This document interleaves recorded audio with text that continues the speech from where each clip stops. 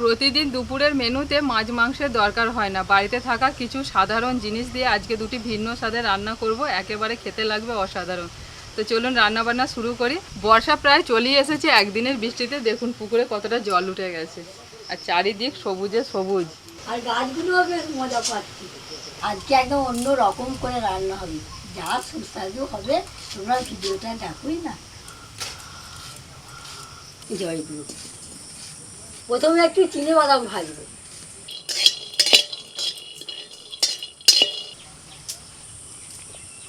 আজকে যে ভিন্ন স্বাদের রান্নাগুলো করব তার জন্য আমার লাগছে ঝিঙে, আলু, আর এখানেতে পেঁয়াজ টমেটো কুচি করে নিচ্ছি, একটু কাঁচা লঙ্কাও লাগবে, আদা রসুন বাটা একটু লাগছে, আর লাগছে ওখানে ডিম, বেসন আর সয়াবিন। বাদাম ভাজা হয়ে গেছে।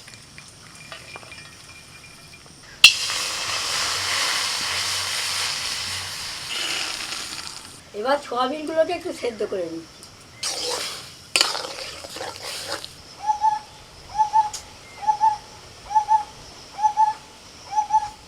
দিতে না দিতেই সয়াবিন সেদ্ধ হয়ে গেল। বাদামটা ছাড়াতে হবে, তো দেখি ঠান্ডা হলো কিনা। হ্যাঁ, ঠান্ডা হয়ে গেছে, ছাড়ানো যাবে। সবই কাটা হয়ে গেছে, শুধু আলুটা কাটতে বাকি আছে, আলুটা কাটলেই আমার হয়ে যাবে, তারপর সোজা চলে যাবো রান্নাতে। একটু জিরোলে তবে ভালো করে খোসাগুলো ছাড়ানো যাবে। দেখো কি সুন্দর বাদামগুলো ছাড়ানো হয়ে গেছে। এবার একটু লাউগুলো একটু পাই দিব।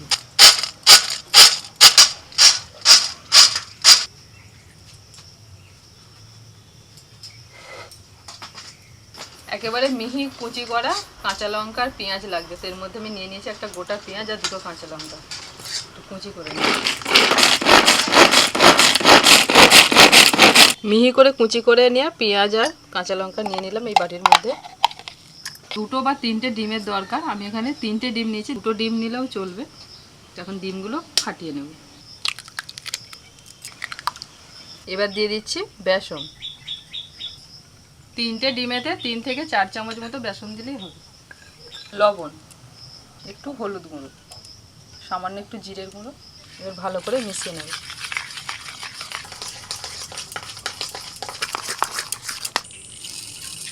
সবজিগুলো কাটতে কাটতে মা কিছুটা কাজটা এগিয়ে দিলেন, উনানটা ধরিয়ে একটুখানি বাদাম ভাজা, সয়াবিন সিদ্ধ এগুলো একটু করে দিলেন। এবার রান্নাটা আমি শুরু করি।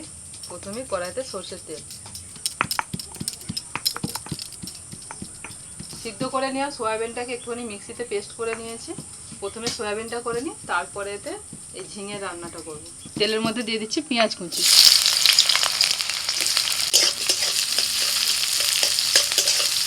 পেঁয়াজটা ভাজতে ভাজতে দিয়ে দিচ্ছি আদা রসুন আর কাঁচা লঙ্কা বাটা,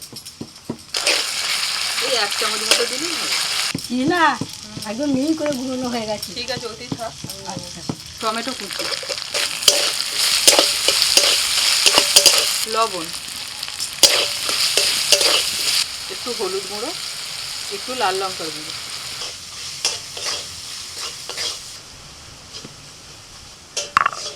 সয়াবিনটা বাড়িতে বাটতে পাঠিয়েছিলাম, পিসিমা একটু বেশি বেটে ফেলেছেন, এটা এতটা হবে না, মানে একটু দানা দানা মতো থাকবে, এত মিহি করার দরকার নেই।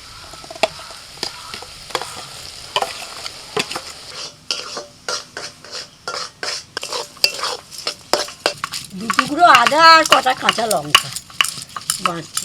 এই যে ভাজা বাদাম গুঁড়িয়ে নিয়েছিলাম, এবার এটা দিয়ে দিচ্ছি।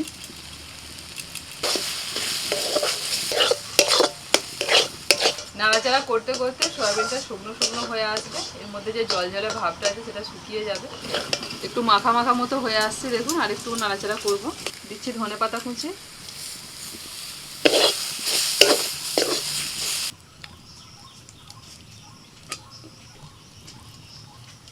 কড়াইতে সরষের তেল দিয়ে দিয়েছি। এবার এই চামচে করে অল্প অল্প দিয়ে বড়া তৈরি করে নেব।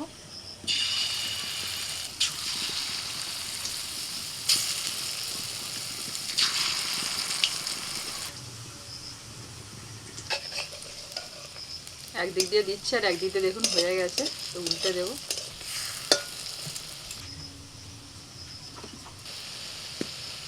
এই দেখুন বড়াগুলো ভাজা হয়ে গেছে, এবার তুলে নিলাম। আমি যেভাবে প্রথমে বড়াটা করলাম ওইভাবেও করে নিতে পারেন। আর একটা পদ্ধতি দেখাচ্ছি, এই সব ব্যাটার একবারে ঢেলে দিতে হবে।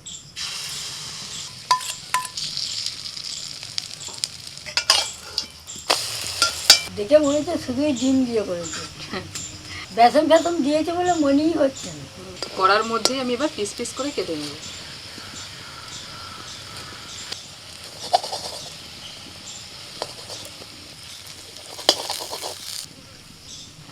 কি না, তুমি তো সেই আগেকার দিনের মতো করে ফেললে, একটা ডিম ভেজে 5-6 জনে খাওয়া হতো। যতগুলো পিস হয়েছে তাতে আমাদের ফ্যামিলিতে আমরা 8 জন আছি বুবলুকে নিয়ে, আরো 4 জনের হয়ে যাবে। কড়াইতে আরেকটু সরষের তেল দিয়েছি, তেলের মধ্যে দিয়ে দিচ্ছি আলু। আলুটা কিছুক্ষণ ভেজে নিয়ে ওর মধ্যে দিয়ে দিচ্ছি আদা কাঁচা লঙ্কা বাটা, লবণ,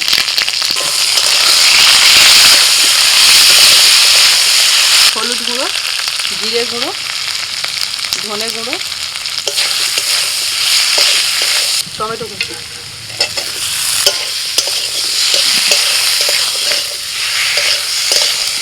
মিনিট 5 মশলাটার সঙ্গে আলুটা কষে নেওয়ার পর দিয়ে দিচ্ছি ঝিঙে,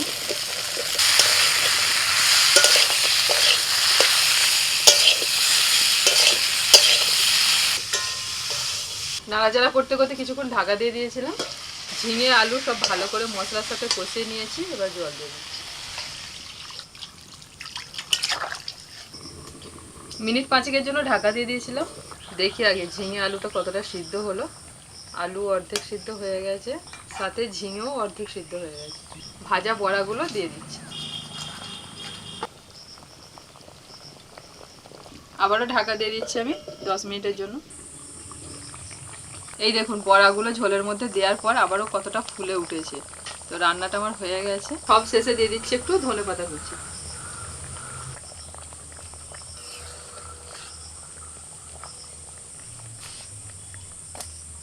মা নিন শুরু করে দিন। হ্যাঁ, আগে এই মাখাটা দিয়ে ভাত খাবো।